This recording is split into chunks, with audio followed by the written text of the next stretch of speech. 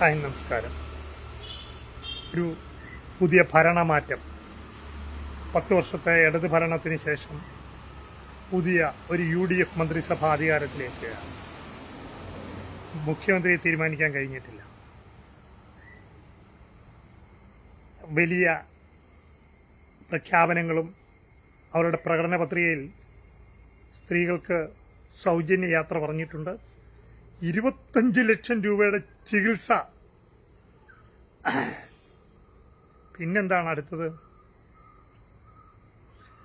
3000 രൂപ പെൻഷൻ. ഇതിപ്പം മാത്രമാണ് ഞാൻ ഓർക്കുന്നത്.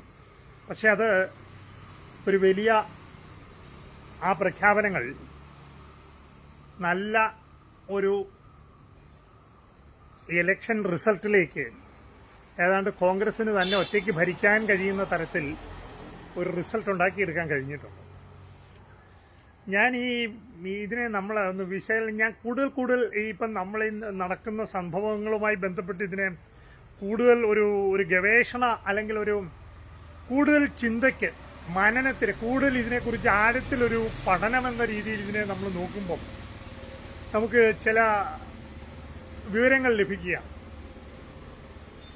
നമ്മൾ ഐഡന്റിറ്റി പൊളിറ്റിക്സ് കേട്ടിട്ടുണ്ട്, സത്വവാദം എന്ന് പറയുന്ന കേട്ടിട്ടുണ്ട്. നമ്മൾ ജാതി, മതം, ഭാഷ, വംശം, ലിംഗം തുടങ്ങിയവ വെച്ചിട്ടുള്ള കളികളാണ് കുറെ നാളുകളായിട്ട് ലോകത്തെല്ലായിരുന്നും നടക്കുന്നത്. ഈ ഐഡന്റിറ്റി എന്ന് പറയുന്ന ഒരു നമുക്ക് ഞാനെന്ന ബോധം, അത് കഴിഞ്ഞിട്ട് നമ്മുടെ വീട്ടിലുള്ളവര്, അത് കഴിഞ്ഞാൽ നമ്മുടെ ബന്ധുക്കള്, പിന്നെ ഒരു ഭാഷ, നമ്മളിങ്ങനെ പല രീതിയിൽ നമ്മൾ പല ഗ്രൂപ്പുകളാക്കിയിട്ട് നമ്മളെ ഇങ്ങനെ പല കളികളിലെടുക്കാൻ കഴിയും. അപ്പൊ അതിന് വിരുദ്ധമായിട്ടാണ് വർഗചിന്ത എന്ന്, തൊഴിലാളി മുതലാളി എന്ന് പറഞ്ഞൊരു വർഗബോധം കൊണ്ടുവന്നിട്ട് ഒരു പുതിയ രൂപം ഇവിടെ വന്നത്. പക്ഷെ അതിന് നിലനിൽക്കാൻ കഴിഞ്ഞില്ല. അതും അതിബുദ്ധിമാന്മാര് ആ രീതിയിൽ ഇതിനെ ഒരു ക്ലാസ് ആയിട്ട് ഡിവൈഡ് ചെയ്തിട്ട് ഒരു ക്ലാസ് മറ്റൊരു ക്ലാസ്സിനെ ചൂഷണം ചെയ്യുകയാണ് നമ്മൾ കണ്ടത്. അപ്പം ഇനി എങ്ങനെയുള്ളൊരു ലോകമാവണം ഉണ്ടാവുന്നുണ്ട്. പക്ഷെ ഒരു അധികാര കേന്ദ്രം, ഇപ്പം ജനാധിപത്യ രൂപമാണ്. മറ്റേത് നമുക്ക് പല പല മോഡലുകൾ ഉണ്ടായിരുന്നു. അതിലൊരു മോഡലാണ് ഇപ്പം രാജഭരണം ഉണ്ടായിരുന്നു. അന്നേരം രാജാവിനെ ഒരു തേനീച്ചക്കൂട്ടിലെ റാണിയെ സൃഷ്ടിക്കുന്നതിലൂടെ രാജാവിനെ സൃഷ്ടിച്ച് ആ രാജാവ് ധർമ്മം നടപ്പാക്കുന്നതിന് വേണ്ടിയിട്ട് ധർമ്മരാജാക്കന്മാരായിട്ടായിരുന്നു. അവരവരുടെ താല്പര്യങ്ങൾക്ക് അതീതമായി, സ്വന്തം താല്പര്യത്തിന് അതീതമായി പ്രപഞ്ചത്തിലെ പ്രകൃതിയെ മുഴുവൻ ഒന്നായി കണ്ടുകൊണ്ടുള്ള രാജാക്കന്മാരുണ്ടായിരുന്നു. നമ്മുടെ തിരുവിതാംകൂറിലെ രാജാക്കന്മാർ തന്നെ പല രൂപങ്ങളുണ്ടായിരുന്നു. മകൻ രാജാവായിട്ട് വരുമ്പോൾ അച്ഛനെ കൊല്ലുമായിരുന്നു. ഇങ്ങനെ പല നമ്മൾ മാമാങ്കം തൊട്ട് പല പല രൂപങ്ങൾ പരീക്ഷിച്ച് ജനാധിപത്യത്തിലെ പുതിയ രൂപമാണ്. അപ്പം എങ്ങനെയാണ് ഈ ഒരു ഭരണാധികാരി, എങ്ങനെയാണ് ഈ രാജ്യത്തെ ജനങ്ങളെ മുഴുവനോട് ചേർത്ത് പിടിക്കാൻ കഴിയുക? എങ്ങനെയാണ് എല്ലാവരെയും കൂടെ ചേർത്ത് പിടിക്കാൻ കഴിയുക? അപ്പൊ ആദ്യം ഇവർക്ക് അധികാരം കയ്യിൽ വേണം. അപ്പൊ എന്തായാലും ഞാൻ ഈ KC ആണ് ഇത് ചെയ്തേക്കുന്നതെന്നാണ് എൻ്റെ ഒരു ധാരണ. അതുകൊണ്ട് ഞാൻ ഈ KC അടിസ്ഥാനമാക്കിയാൽ പറയാം. അപ്പം ആ രൂപത്തിൽ ഞാൻ ഈ പറയുന്ന മലബാറിലുള്ള ഒരാളും തിരുവിതാംകൂറിലുള്ള ഒരാളും, വിശിഷ്യ സതീശനും രമേശനും ഒക്കെ കിട്ടാത്ത ഒരു പ്രത്യേക രൂപവും അനുഭവവും ഉള്ള ആളായിരിക്കും മലബാറിലുള്ളത്. വളരെ കാലമായിട്ട് നമുക്ക് മലബാറിൽ നിന്നുള്ള കരുണാകരൻ തൊട്ട് EK നായനാർ തൊട്ട് VS ഒഴിച്ച് ബാക്കിയുള്ളവരെല്ലാം മലബാറിൽ നിന്നാണ് നമ്മുടെ ഒരു ഭരണകർത്താവായിട്ട് വന്നിട്ടുള്ളത്. EMS ആണെങ്കിലും എല്ലാം. ഞാൻ മലബാറിന്റെ ഒരു പ്രത്യേകത ഞാൻ പറയാം. അവിടെ തിരുവിതാംകൂറിലൊരു സുശക്തമായ ഭരണകൂടമായിരുന്നു. ഇവിടെ ഒരു അധിനിവേശം പല രൂപത്തിലും ഉണ്ടായില്ല. നമുക്ക് അത്രയും കൊണ്ട് അത് നിർത്താം. അപ്പം തിരുവിതാംകൂറിലും മലബാറിലെ മൈൻഡ് സെറ്റ്, അവരുടെ ഡിഫോൾട്ട് മോഡ്, ന്യൂറൽ ചിന്ത എപ്പോഴും അവിടെയുള്ള കഥകളും അവിടെയുള്ള കാഴ്ചപ്പാടുകളും തെയ്യവും തിറയും, അല്ലെങ്കിൽ ആ രൂപത്തിൽ അവരുടെ ഭക്ഷണക്രമത്തിൽ പോലും അതുകൊണ്ട്. അപ്പൊ അവിടെ ഒരു MTD, ഇത് ഞാൻ ഈ പറഞ്ഞു വന്നത് മാറ്റമില്ലാത്ത, ഇനി ആരൊക്കെ കിടന്ന് എന്തൊക്കെ മതം മാറിയാലും ഏതൊക്കെ ചിന്തയിലേക്ക് പോയാലും ഒരു മാറ്റമില്ലാത്ത ഒരു രൂപമുണ്ട്. അമ്മ വഴിക്ക് നമുക്ക് കിട്ടുന്ന mtDNA എന്ന് പറയുന്ന DNA, അതുപോലെ അച്ഛൻ വഴിക്ക് നമുക്ക് കിട്ടുന്ന NDNA, അത് എപ്പോൾ വേണേ മാറാം. അത് ആ NDNAക്ക് വലിയ കാര്യമൊന്നുമില്ല. അത് എപ്പിജെനറ്റിക്സിൽ ഒരാളുടെ രോഗങ്ങൾക്കും അല്ലെങ്കിൽ അവരുടെ ആരോഗ്യത്തിനകത്ത് അച്ഛന്റെ ഇപ്പം NDNAക്ക് കാര്യമുള്ളത് ഇത്രയേ ഉള്ളൂ. അച്ഛന്റെ ആ 15 ദിവസം അച്ഛൻ പോളിനേഷൻ നടക്കുന്ന സമയത്ത് ഒരു 15 ദിവസത്തെ സമയത്ത് അദ്ദേഹത്തിന് മൈൻഡിലുള്ള പ്രശ്നങ്ങൾ അതൊക്കെ ആ NDNA-യിലൂടെ അമ്മയുടെ NDNA-യുമായിട്ട് അതിനെ കൂട്ടിക്കുഴഞ്ഞ് അത് അവരെ അമിത ഫാറ്റ് കഴിച്ചിട്ടുണ്ടല്ലോ അല്ലെങ്കിൽ അവരുടെ ഒരു എപ്പിജനറ്റിക്കലായിട്ടുള്ള മാറ്റങ്ങൾ മാത്രമാണ് അവിടെ ഉണ്ടാവുന്നതെന്നാണ് പറയുന്നത്. അപ്പം ഈ NDNA കുറിച്ചുള്ള പഠനങ്ങൾ ഇപ്പം നമ്മൾ ChatGPT-യുടെ കാലത്താണ് ജീവിക്കുന്നത്, അല്ലെങ്കിൽ ആർട്ടിഫിഷ്യൽ ഇന്റലിജൻസിന്റെ കാലത്താണ് ജീവിക്കുന്നത്. ഇനി ഉണ്ടാവാൻ പോകുന്ന പുതിയൊരു മതം അല്ലെങ്കിൽ പുതിയൊരു ഐഡന്റിറ്റി എന്ന് പറയുന്നത് ഒരു പുതിയ ബോധത്തിലേക്ക്, പുതിയൊരു മനനത്തിലേക്ക്, പുതിയൊരു ചിന്തയിലേക്കായിരിക്കും ആധുനിക ജനങ്ങൾ മാറുന്നത്. കാരണം അവരുടെ ഭക്ഷണം ഇപ്പം സത്യം പറഞ്ഞാൽ ആളുകളെ സ്ക്രീൻ ടൈമൊക്കെ ഇങ്ങനെ ഭയങ്കരമായിട്ട് പെട്ടെന്ന് ചലിച്ചുകൊണ്ടിരിക്കുന്ന മനസ്സാണ്. അവർക്ക് ഒരു 10 മിനിറ്റുള്ള ഒരു വീഡിയോ പോലും കാണാനുള്ള ഇതില്ല. കാരണം അവരുടെ ഭക്ഷണ രൂപമൊക്കെ ആ രീതിയിലാണ്. വാട്സാപ്പും മെസ്സേജും ഇൻസ്റ്റയിൽ തന്നെ നമ്മൾ പലരുടെയും പേരുകൾ നോക്കിയാൽ പല ചൈനീസ് പേരുകളും കൊറിയൻ, ഇപ്പം നമ്മളൊന്നും പ്രതീക്ഷിക്കാത്ത ഒരു വ്യത്യസ്ത ഡയമെൻഷനിലാണ് ഈ രൂപങ്ങളെല്ലാം മാറുന്നത്. അപ്പം നമ്മളിതിനെ ഒരു നിരീക്ഷണത്തിൽ നമുക്ക് ഇനി ഇതിങ്ങനെ മാറിക്കൊണ്ടിരിക്കും. നമ്മളെല്ലാം പഴയതിലേക്ക് എന്തെങ്കിലും കൊണ്ടുപോകണമെന്നൊന്നും വിചാരിച്ചൊരു കാര്യമില്ല. നമുക്കിപ്പം ചെയ്യാൻ പറ്റുന്നത് ഈ ആധുനിക കാലത്ത് ChatGPT-യുടെ കാലത്ത് നമുക്ക് 120 വയസ്സ് പരമാനന്ദത്തോടെ സന്തോഷത്തോടെ ജീവിക്കണം. അവരുടെ ഇവിടെ നമ്മളിതെല്ലാം പറഞ്ഞത് ഈ 120 വർഷം പരമാനന്ദത്തോടെ സന്തോഷത്തോടെ ഒരു മനുഷ്യായുസ് 120 അത് 150 ആക്കാനായിട്ടുള്ള ശ്രമം നടക്കുന്നുണ്ട്. അപ്പൊ ഇങ്ങനെയുള്ള ഒരു കാലത്താണ് ഇപ്പം നമ്മൾ ജീവിക്കുന്നത്. ഇപ്പൊ നമുക്ക് പറയുന്നത് ഇപ്പൊ എപ്പിജനറ്റിക് എന്ന് പറഞ്ഞ ഒരു നമ്മൾ കഴിക്കുന്ന നമ്മുടെ DNA-യിൽ പോലും മാറ്റം ഉണ്ടാക്കാൻ, നമുക്കുള്ള ആരോഗ്യ പ്രശ്നങ്ങളെ മാറ്റം ഉണ്ടാക്കാൻ പറ്റും എന്ന് നമ്മുടെ ഇപ്പോഴത്തെ ആധുനിക പഠനങ്ങൾ എപ്പിജനറ്റിക് എന്ന് പറഞ്ഞൊരു നമ്മൾ കഴിക്കുന്ന ഭക്ഷണം, നമ്മുടെ ചിന്ത, നമ്മുടെ ഡിഫോൾട്ട് മോഡ്, അല്ലെങ്കിൽ നമ്മുടെ ബ്രെയിൻ എങ്ങനെയൊക്കെ നമ്മുടെ മൈൻഡ് സെറ്റ്, ഇതിനെക്കുറിച്ചൊക്കെയുള്ള പുതിയ ആധുനിക ധാരാളം പഠനങ്ങൾ നടക്കുന്നു. ഇപ്പം നമ്മൾ ഇപ്പം എല്ലാവരും ഇതൊന്നും പഠിക്കണമെന്നില്ല. 1% ഇതിനെക്കുറിച്ചൊക്കെ അറിയാവുന്ന ഒരു പുതിയ കുറെ ആളുകൾ ഈ ഭൂമിയിലുണ്ട്. നമുക്കിനി നാളെ ഈ ഡോക്ടർമാരെ കാണാൻ കഴിയുന്നു. ഈ ഡോക്ടർമാരുടെ ഒന്നും അടുക്കളയാക്കും പോകേണ്ടി വരത്തില്ല. നമുക്കൊരു കേസ് വാദിക്കാൻ ഒരു വക്കീലിനെ വേണ്ടി വരത്തില്ല. നമ്മുടെ ഒരു അധ്യാപകൻ പോലും സ്വയധ്യായത്തിന്റെ കാലമാണ് ഇനി വരാൻ പോകുന്നത്. ഈ ഭൂമിയിലുള്ള ഏത് വിഷയത്തെക്കുറിച്ച് വേണമെങ്കിലും നമുക്ക് പഠിക്കാം. പക്ഷെ ട്രംപ് പറഞ്ഞൊരു കാര്യമുണ്ട്, ഞങ്ങളുണ്ടാക്കുന്ന ഞങ്ങളുടെ വൈദ്യുതി ഉപയോഗിച്ചാണ് ഈ ChatGPT-ക്കും ഒക്കെയുള്ള സെർവറും മറ്റുമൊക്കെ ഉണ്ടാകുന്നത്. അതൊക്കെ ഒരു മാസം അല്ലെങ്കിൽ 2-3 വർഷത്തിനകം ഇന്ത്യക്ക് ആ സെർവറും ഒക്കെ ഉണ്ടാക്കാനും അത് മൊത്തമുള്ള എനർജിക്ക് വേണ്ടി നമ്മൾ തോറിയം റിയാക്ടർ ഉണ്ടാക്കാൻ പോകല്ലേ. അപ്പൊ അതെല്ലാം ഉണ്ടാവും. അതൊന്നും നമുക്ക് പ്രശ്നം ഉണ്ടാവത്തില്ല. അത് ഇനിയുള്ള കാലം നമ്മൾ ഒന്നും അധ്വാനിച്ചില്ലെങ്കിൽ പോലും, ഒരു ഉൽപാദനം നടന്നില്ലെങ്കിൽ പോലും റോബോട്ട് അല്ലെങ്കിൽ ഇവിടെ സമ്പത്ത് ഉൽപ്പാദിപ്പിക്കാനായിട്ടുള്ള എല്ലാം സംവിധാനമുണ്ട്. പക്ഷെ അതുവരെയുള്ള അതിലേക്കുള്ള യാത്ര സുഗമമാകണമല്ലോ. ഇപ്പൊ എന്തായാലും ഒരു 5 വർഷത്തേക്ക് നമ്മളൊരു പുതിയ സർക്കാരിനെ ഇവിടെ ജനവിധി കൊടുത്തിട്ടുണ്ട്, മാൻഡേറ്റ് കൊടുത്തിട്ടുണ്ട്. ആദ്യമേ തന്നെ ചില കല്ലുകടികൾ ഉണ്ടായിട്ടുണ്ട്, ഒരു പ്രകടനമൊക്കെ ഉണ്ടാകുമെന്നും വേണ്ടാത്തായിരുന്നു. പോട്ടെ, അതൊക്കെ നടന്നു. ഇനിയും എങ്ങനെ ഇപ്പം പറഞ്ഞേക്കാൻ അവരുടെ പ്രകടനപത്രിക, കാരണം അവർ റോഡ് മാപ്പ് ഉണ്ടാക്കിയിട്ടുണ്ട്, പ്രകടനപത്രിക ഉണ്ടാക്കിയിട്ടുണ്ട്, അവരൊരു സോഷ്യൽ എഞ്ചിനീയറിംഗ് ഉണ്ടാക്കിയിട്ടുണ്ട്, ഒരു പ്രകടനപത്രിക ഉണ്ടാക്കിയിട്ടുണ്ട്. അതെങ്ങനെ കുഴപ്പമില്ലാതെ നടത്തിയെടുക്കാൻ എന്തൊക്കെ പറ്റും? നമ്മളൊരു കാര്യം നല്ലതാണ്, സ്ത്രീകളെല്ലാം കൂടെ റോഡിലോട്ട് ഇറങ്ങും, കമ്പോളത്തിൽ കച്ചവടം നടക്കും, ആ പണമെല്ലാം. പക്ഷെ ഇവർക്ക് പണം വരണമല്ലോ. ഇവർക്ക് എവിടുന്നെങ്കിലും കാശ് ഈ ജോലി ചെയ്ത് എന്തെങ്കിലുമൊക്കെ വാങ്ങിക്കണമെങ്കിൽ പ്രൊഡക്ഷൻ ഉണ്ടാവണമല്ലോ, ഉൽപാദനം ഉണ്ടാവണമല്ലോ. ഞാൻ അതിനെക്കുറിച്ചാണ് പറയാനായിട്ട് ആഗ്രഹിക്കുന്നത്. നമ്മുടെ ഇവിടെ ഉള്ള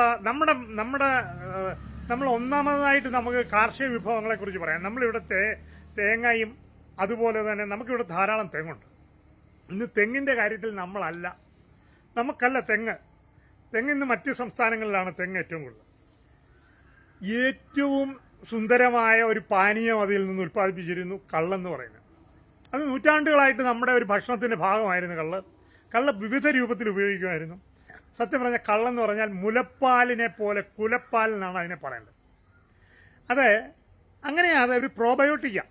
ഇപ്പം പറയുന്നു നമ്മൾ 1 ട്രില്യൺ മൈക്രോബയോട്ട നമ്മുടെ കുടലിലുള്ള ഈ മൈക്രോബയോട്ടയാണ് നമ്മുടെ ഒരു മൂഡ് നമ്മളെ ചിന്തിപ്പിക്കുന്നതും നമ്മളെ മുഴുവനും ഒരു മനുഷ്യനായിട്ട് ചിന്തിപ്പിക്കുന്നതിനെല്ലാം കാരണം എന്ന് പറഞ്ഞാൽ ആ ലാക്ടോബാസിലസ് തുടങ്ങി ഒഡോറി ബാക്ടീരിയ തുടങ്ങി നിരവധി അതിന്റെയൊക്കെ പേരുകൾ പറയാൻ അക്രമാൻസിയാം. ഇങ്ങനെ ഒരു 10, 30, 40 ഓളം നമുക്കറിയാവുന്ന ഇതിന്റെയൊക്കെ പ്രവർത്തനമാണ് ഒരാളുടെ വില്ല്, ഒരാളുടെ ചിന്ത, അവരുടെ മൂഡ്, അവരെ എന്തൊക്കെ കാണിക്കണം എന്നുള്ളതെല്ലാം ആ ഗട്ടിലാണ് ഉണ്ടാവുന്നത്. നമുക്ക് സത്യം പറഞ്ഞാൽ ഫെർമെന്റഡ് ആയിട്ടുള്ള ധാരാളം ഫെർമെന്റഡ് ഫുഡ്, ഈ മൈക്രോബയോട്ടയ്ക്ക് വേണ്ട ഫെർമെന്റഡ് ഫുഡ് ഉൽപ്പാദിപ്പിക്കാൻ ഉള്ള ഏറ്റവും കൂടുതൽ അറിവ് ഇവിടെയാണുള്ളത്. നമ്മുടെ അബ്ദുൽ കലാം എത്രയോ വർഷങ്ങൾക്ക് മുമ്പ് പറഞ്ഞു, കേരളത്തിന്റെ ഒരു സവിശേഷത മാത്രമേ ഉള്ളൂ, ഗോവയിലെ പോലെ ഫെനി പോലെ കേരളത്തിൽ വീര്യം കുറഞ്ഞ മദ്യം അല്ലെങ്കിൽ ഫെർമെന്റഡ് ഫുഡുകൾ 8%, 7% പഴങ്ങളിൽ നിന്നും ഉണ്ടാക്കി, കടച്ചയ്ക്ക തുടങ്ങി പറങ്കിപ്പഴം തുടങ്ങി ധാരാളം ഫ്രൂട്ട്സ് ഉണ്ട്. ഇത് ലോക മാർക്കറ്റിലേക്ക് കൊണ്ടുപോയി കൊടുക്കാൻ കഴിയും, വേൾഡ് മാർക്കറ്റിൽ ഇത്. അപ്പൊ അത് മാത്രമാണോ? നമുക്കിവിടെ ഉള്ള ധാരാളം ചക്ക എന്ന് പറയുന്ന സാധനം, ചക്കയുടെ കുരുവിന് പോലും ഇന്റർനാഷണൽ മാർക്കറ്റിൽ ഭയങ്കര വിലയാണ്. അത് പോയി നോക്കിയാൽ മതി, സെർച്ച് ചെയ്താൽ മതി. അപ്പം ചക്കയും മറ്റു വിഭവങ്ങളും, കപ്പ എന്ന് പറയുന്ന കപ്പയ്ക്കകത്ത് പൊട്ടാസ്യം സയനൈഡ് ഉണ്ട്. അതിനെ പ്രോസസ്സ് ചെയ്യുന്നത് കപ്പയെ നമുക്ക് റെസിസ്റ്റൻസ് സ്റ്റാർച്ച് ആക്കാം. ഡയബറ്റിക്കാർക്ക് കപ്പ കഴിക്കാം. ഞാൻ പറയുന്നു അത് RS3 എന്ന് പറയുന്ന ഒരു റെസിസ്റ്റൻസ് സ്റ്റാർച്ച് ആക്കി കപ്പയെ മാറ്റി കപ്പയുടെ പുഴുക്കുണ്ടാക്കി അത് റിട്രോട്ട് ചെയ്ത് ലോകം മുഴുവൻ വിപണിയാണ്. നമ്മുടെ ഇവിടുന്ന് കേരളത്തിൽ നിന്ന് ഇങ്ങനെ വാലവാലയായിട്ട് ട്രക്കില് കണ്ടെയ്നർ കണക്കിന് ഷിപ്പില് നമ്മുടെ ലോകത്തുള്ള മലയാളി മാത്രം കഴിച്ചാൽ മതിയെന്നേ, കണ്ടെയ്നറിൽ കൊണ്ട് കൊടുക്കാം.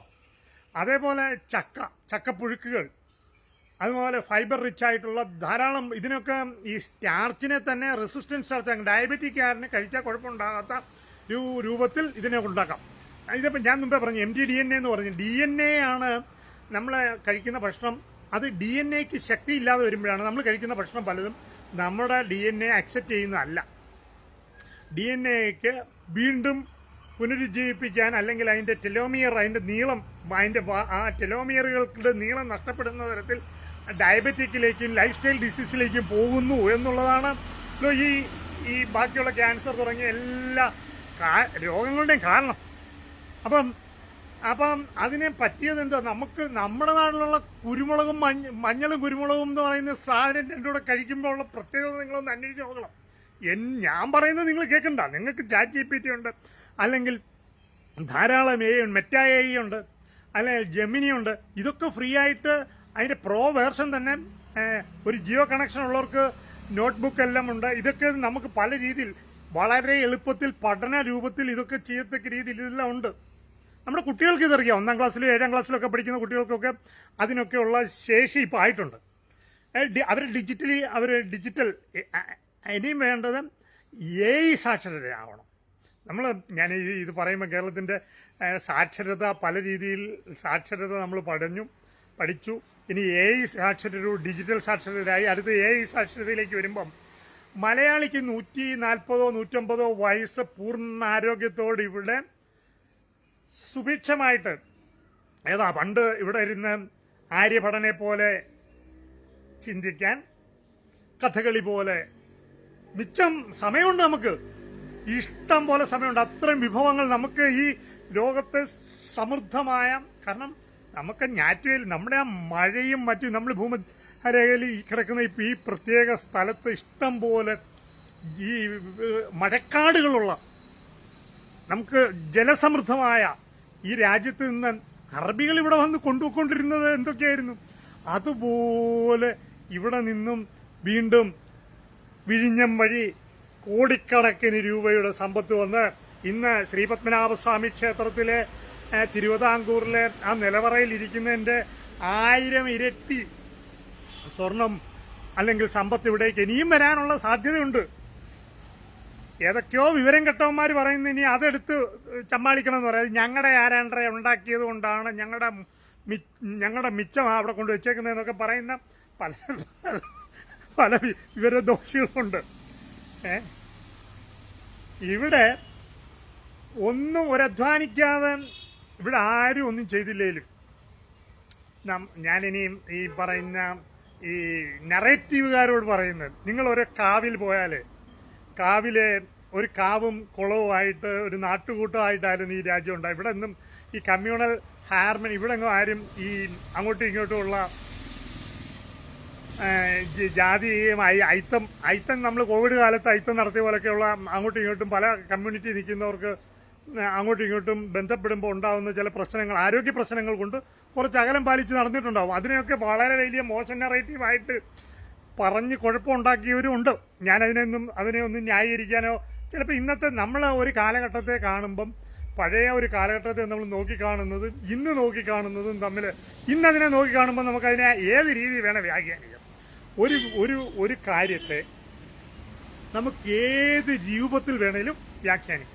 അതാണല്ലോ അതാണല്ലോ ഏറ്റവും നന്നായിട്ട് മനുഷ്യനെ നമ്മുടെ മസ്തിഷ്കത്തെ അല്ലെങ്കിൽ നമ്മളെ ബോധം നഷ്ടപ്പെടുന്ന രീതിയിൽ സംസാരിച്ച്, നമുക്കറിയാമല്ലോ ഇളയടത്തെ പോലെ അല്ലെങ്കിൽ ചില കമ്മ്യൂണിസ്റ്റ് ലീഡർഷിപ്പുകൾ സംസാരിക്കുന്ന പോലെ മനസ്സിലാവാത്ത ഭാഷയിൽ സംസാരിച്ചാൽ മതി. ആർക്കും മനസ്സിലാവാത്ത രീതിയിൽ സംസാരിച്ച് നമ്മളെ പാട്ടടിക്കുക. അങ്ങോട്ട് നോക്കിയിരുന്ന് ഇങ്ങോട്ട് കണ്ടു, അങ്ങോട്ട് കണ്ടു, ഇങ്ങോട്ട് കണ്ടു എന്നൊക്കെ പറഞ്ഞ് ചിന്താജറവും ഒക്കെ സംസാരിക്കുന്ന പോലെയൊക്കെയുള്ള സംസാരം സംസാരിച്ച് നമുക്ക് ആളുകളെ പറ്റിക്കാം. അങ്ങനെ അതിവിദഗ്ധമായിട്ട് പലരും പറ്റിച്ച് കുറെ കാലമൊക്കെ, എല്ലാ കാലവും എക്കാലവും പറ്റിക്കാൻ പറ്റില്ല. കാരണം ഇന്ന് ആർക്കും സ്വയധ്യായത്തിനുള്ള സ്വന്തമായിട്ട് ലോകത്തെ ഏത് കാര്യവും അവന്റെ വിരൽത്തുമ്പിൽ അവന്റെ മൊബൈൽ ഫോണിൽ ഉപയോഗിച്ച് എവിടെ ഇരുന്നും പഠിക്കാം. 1,00,000 രൂപ ശമ്പളമുള്ള അല്ലെങ്കിൽ 10-15 ലക്ഷം രൂപ ആ ഒരു അധ്യാപകരുടെ കാര്യമില്ല. നമുക്ക് ജീവിതകാലം മുഴുവൻ പഠിച്ചുകൊണ്ടിരിക്കണം, എപ്പോഴും പഠിച്ചുകൊണ്ടിരിക്കണം, എന്നും പഠിച്ചുകൊണ്ടിരിക്കണം. നമ്മുടെ മൈൻഡ് സെറ്റ് ഒന്ന് മാറ്റണം. ഇവിടെ ദാരിദ്ര്യം എന്ന് പറയുന്നത് മനസ്സിന്റെ ദാരിദ്ര്യമാണ്. ഇവിടെ ഒരാൾക്കും സുഭിക്ഷമായിട്ട് സമൃദ്ധമായിട്ട് ജീവിക്കാനുള്ള എല്ലാം ഉണ്ട്. ഇത് ആരുടെയും തട്ടിപ്പറിക്കേണ്ട കാര്യമില്ല, ആരെയും പറ്റിക്കേണ്ട കാര്യമില്ല. ആരോഗ്യം പോലും പൂർണ്ണ ആരോഗ്യത്തോടെ 120 വയസ്സ് ഒരു ഭക്ഷണം മാത്രം ശ്രദ്ധിച്ചാൽ കഴിയും. അതാണ് ഇന്നത്തെ ഫുഡ് ആസ് മെഡിസിൻ ആയിട്ട് വന്നിരിക്കുകയാണ് ലോകത്ത്.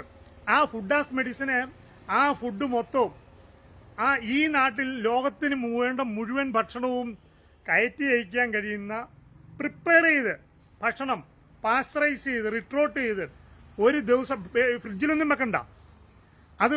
വെക്കണ്ട, റിട്രോട്ട് ചെയ്ത് ലോകം മുഴുവൻ കൊടുക്കാം. സാമ്പാർ ഉണ്ടാക്കി കൊടുക്കാം, അവിയൽ ഉണ്ടാക്കി കൊടുക്കാം, കപ്പ ഉണ്ടാക്കി കൊടുക്കാം, മീൻ ഉണ്ടാക്കി കൊടുക്കാം, മീൻകറി ഉണ്ടാക്കി കൊടുക്കാം, ബീഫ് ഉണ്ടാക്കി കൊടുക്കാം, ബീഫ് ഒലത്തിയത് ഉണ്ടാക്കി കൊടുക്കാം, എന്തിന് കുഴിമന്തി കൊടുക്കാം. അപ്പം അതിനകത്ത് പക്ഷേ നമ്മളിനി ചില സ്റ്റാൻഡേർഡുകൾ നോക്കണം. ഫൈബർ ഉണ്ടാവണം, പ്രോബയോട്ടിക് ഉണ്ടാവണം. അത് അതിനകത്ത് വേണ്ട ഈ റിട്രോട്ട് ചെയ്യുമ്പോൾ മുഴുവൻ ബാക്ടീരിയ പോകും. അപ്പം അതിൻ്റെ കൂടെ കൊടുക്കേണ്ട പ്രോബയോട്ടിക് ഡ്രിങ്കും കൊടുക്കണം. കള്ള് കയറ്റി അയക്കണം. അതുപോലെ തന്നെ ഫെർമെന്റഡ് ആയിട്ടുള്ള നമ്മുടെ ഫെർമെന്റഡ് ഫുഡുകൾ, വൈന്. ഇന്ന് വിദേശത്ത് പോയിട്ട് ഏറ്റവും വലിയ വൈൻ ഉണ്ടാക്കുന്ന അല്ലെങ്കിൽ മദ്യം പോലും മലയാളി അവിടെ പോയി മാറ്റി കൊടുക്കുന്നു എന്നാണ് പറയുന്നത്, കാനഡയിലും അമേരിക്കയിലും ഒക്കെ. എന്തിന്? യൂസഫ് അലി എന്ന് പറയുന്ന ആള് കേരളത്തിൽ നിന്നാണല്ലോ പോയത്. യൂസഫ് അലിക്ക് ഇത് കഴിയുന്നുണ്ടല്ലോ. അപ്പം ഇനിയും വേണ്ടത് ഒരു വ്യാപാര ഉൽപാദന വിതരണ വിപ്ലവമാണ്. പഴയ മറ്റേ സാധനം എല്ലാം എടുത്തങ്ങ് വെക്കണം. ഏതാ മിച്ചമൂല്യ സിദ്ധാന്തവും തൊഴിലാളി വർഗവും വർഗാധിപത്യവും എല്ലാം ചൂട്ടിക്കുട്ടി എടുത്ത് കറവിക്കടലിൽ കളയണം. ഇവിടെ മനുഷ്യന് വേണ്ട എന്താ?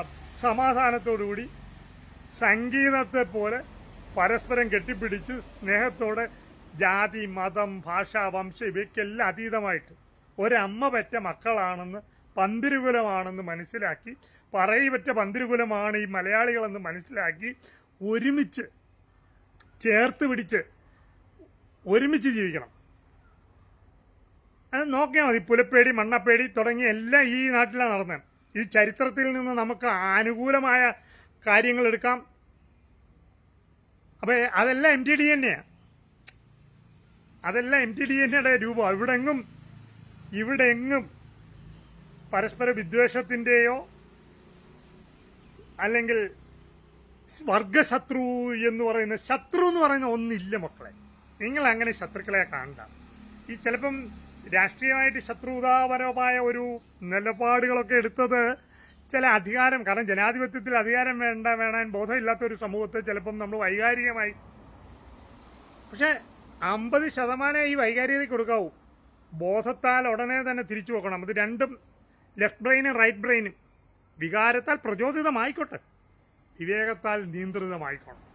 50% ഇതിനെ കറക്റ്റ് ബാലൻസ് ചെയ്ത് പോക്കണം. എങ്കിൽ മാത്രമേ ആ ഒരു സേർട്ടൻ ലിമിറ്റ് വരെ ഇത് കൊണ്ടുപോകാവൂ. ഇതിനങ്ങപ്പുറത്ത് കവിക്കാടിനോടാണേലും KEN-നോടാണേലും അല്ലെങ്കിൽ ഇതുപോലുള്ള ബുദ്ധിജീവികളോടൊക്കെയാണ് എനിക്ക് പറയാനുള്ളത്. നിങ്ങൾ ഇതിനെ ഒരു വശത്ത് ഗാന്ധി, ഒരു വശത്ത് ഭഗത് സിംഗും ഇരുന്നോട്ടെ, അല്ലെങ്കിൽ ഒരു വശത്ത് ബിൻ ലാദനും ഒരു വശത്ത് ഗാന്ധിയും ഇരുന്നോട്ടെ. നമുക്ക് തീവ്രവാദമൊക്കെ ഉണ്ടായിക്കോട്ടെ. മദിനിയും ഗാന്ധിയും എന്ന് EMS പറഞ്ഞത് അങ്ങനെ കണ്ടെച്ചാൽ മതി. ഞാൻ അങ്ങനെ കാണാനാ ഞാൻ ഇഷ്ടപ്പെടുന്നത്. മദിനിയെ ഗാന്ധിയോട് ഉപമിച്ചതിന് പിന്നിൽ അങ്ങനെ ആ രീതിയിൽ ബ്രെയിൻ ബാലൻസ് ചെയ്യണം മസ്തിഷ്കത്തെ. ഇവിടെ എല്ലാവർക്കും സന്തോഷത്തോടെ ഇഷ്ടം പോലെ വിഭവം. ഇന്ന് ആർട്ടിഫിഷ്യൽ ഇന്റലിജൻസ് കാലമാണ്.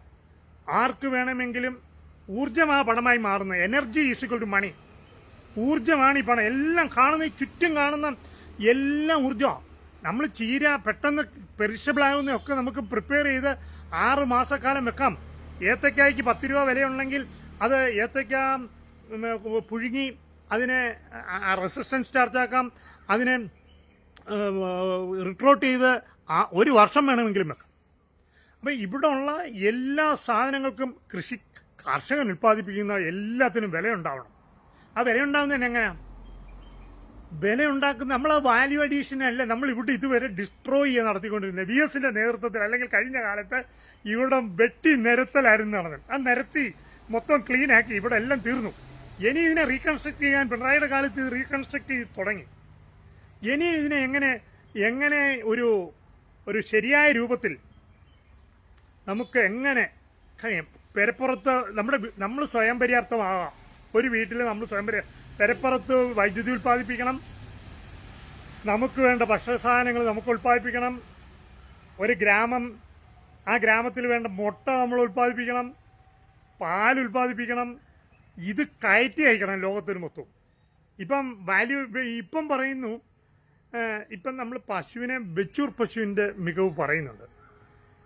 നമ്മൾ അതിനൊക്കെ കൂടുതൽ, അതിനകത്തെല്ലാം കൂടുതൽ സൂക്ഷ്മമായിട്ട് അമിനോ ആസിഡുകളും ഒരു മനുഷ്യന്റെ ശരീരത്തിന് വേണ്ട വ്യത്യസ്തമായിട്ട് അതിനിപ്പം ഞാൻ ഇനി പറയുന്നത് തൈര് നമ്മൾ പണ്ട് വേറൊരു വീട്ടിലെ എടുക്കത്തില്ല.